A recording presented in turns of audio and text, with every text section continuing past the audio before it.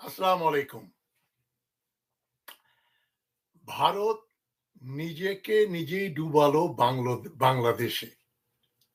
আরো ডুবাতে হবে।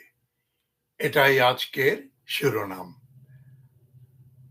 অনেক সময় অনেক দুর্যোগ, অনেক আ দুর দুর্ঘটনা মানুষের আপাতদৃষ্টিতে ক্ষতিকর হলেও দীর্ঘসূত্রে দেখা যায় সেগুলো আমাদের উপকারে আসে।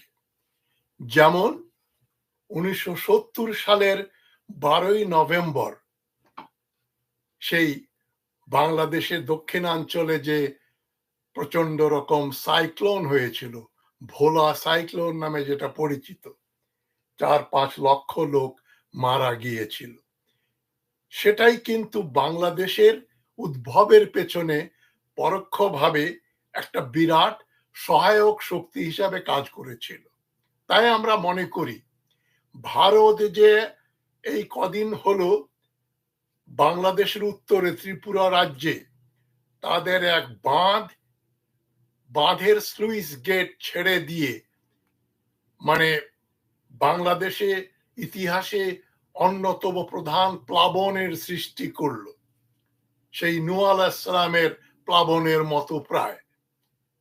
সেটা ভারত ইচ্ছা করলেই আমাদেরকে আগাম জানিয়ে দিলে ক্ষয়ক্ষতি অনেক অনেক কম হতো। তারা যদি ৪৮ ঘন্টা আগে বা ২৪ ঘন্টা আগেও যদি বাংলাদেশ সরকারকে জানাতো যে আমাদের এখানে পানির চাপ বৃদ্ধি পেয়েছে, আমাদের বাঁধ আমরা খুলে দেব, তোমরা সাবধানতা অবলম্বন করো, তাহলে বাংলাদেশ অনেক কিছু জীবনও রক্ষা পেত। আর যে ক্ষয়ক্ষতি হয়েছে, গবাদি পশু এবং কিছু শিশুও মারা গেছেন, অনেক বয়স্ক লোকও মারা গেছেন এই বন্যায়, এই প্লাবনের হাত থেকে বাংলাদেশ বাঁচত। সবচাইতে বড় কথা, এই যে ভারত যে একটার পর একটা বাংলাদেশের উপরে এই বাঁধ বানিয়ে যাচ্ছে, ফারাক্কা থেকে শুরু করে টিপাই মুখ, তিস্তার বাঁধ, এবং এই যে ত্রিপুরার এই যে হ্রদের উপরে একটা বাঁধ বানিয়ে তারা যে বাংলাদেশের ক্ষতি করলো। একটা কমন রিভার, সাধারণ নদীর উপরে বাঁধ দেয়াটা আন্তর্জাতিক আইনে নিষিদ্ধ।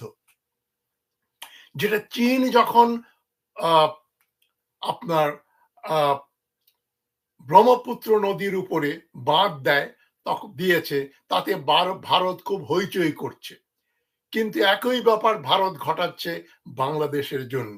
যাই হোক, আমি এটাকে একটা শুভ সংবাদ হিসাবে দেখি। কেন আমি মনে করি বাংলাদেশের এই যে প্লাবন যে ঘটালো ভারত, শত্রু রাষ্ট্র ভারত, এটা মনে রাখতে হবে। মৌলানা ভাসানী বলেছেন ভারত যে বাংলাদেশের শত্রু, প্রধান শত্রু, সেটা বুঝতে না পারাটা সবচাইতে বোকামি। আমাদের জানতে হবে ভারত আমাদের কোনো বন্ধু রাষ্ট্র নয়, কোনোদিনও ছিল না, আগামী আমাদের অদূর ভবিষ্যতে কোনোদিনও ভারত বাংলাদেশের বন্ধু রাষ্ট্র হতে পারে না। কংগ্রেসই বলেন আর বিজেপি বলেন, তারা কেউই ভারত বন্ধু সরকার ছিল না, নেই, থাকবেও না। তাদের এক ধরনের মনোবৃত্তি রয়েছে, বাংলাদেশকে শায়েস্তা করো, দখল করো। দখল করা মানে একটা উপনিবেশ হিসাবে দখল করো, তাদের রাজ্য হিসাবে নয়।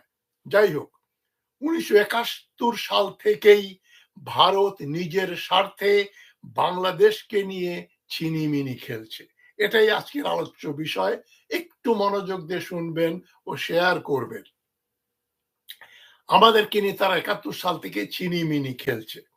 বাংলাদেশ স্বাধীন হবার পরে ভারত বাংলাদেশকে তার একটা আশ্রিত রাজ্য বা উপনিবেশ হিসেবে রাখার ব্যাপারে সদা সচেষ্ট। তারা বাংলাদেশকে কোনোদিনও একটা স্বাধীন সার্বভৌম রাষ্ট্র হিসাবে মেনে নেয়নি, নিচ্ছে না, নিবেও না। তারা বাংলাদেশকে আর একটা ভুটান বানিয়ে রাখবে, সিকিম বানালে বিপদ, 18 কোটি দেশকে সিকিম বানানো যাবে না, তবে তারা ভুটানের মতো আমাদের পররাষ্ট্রনীতি, অভ্যন্তরীণ নীতি সবকিছু নিয়ন্ত্রণ করবে, যেমনটি তারা করে আসছে। একমাত্র ১৯৭৫-এর আগস্ট থেকে ১৯৮২-র ২৪শে মার্চ পর্যন্ত এরশাদের অবৈধ ক্ষমতা না বসা পর্যন্ত ভারত বাংলাদেশে একটু কিছু হটতে বাধ্য হয়েছিল জিয়ার আমলে এবং এরশাদ আসার আগ পর্যন্ত। পরে খালেদা জিয়ার আমলেও ভারত একটু অসুবিধায় ছিল বাংলাদেশকে নিয়ে। মুজিব, এরশাদ আর হাসিনার আমলে বাংলাদেশ ছিল একটা ভারতীয় নব্য উপনিবেশ।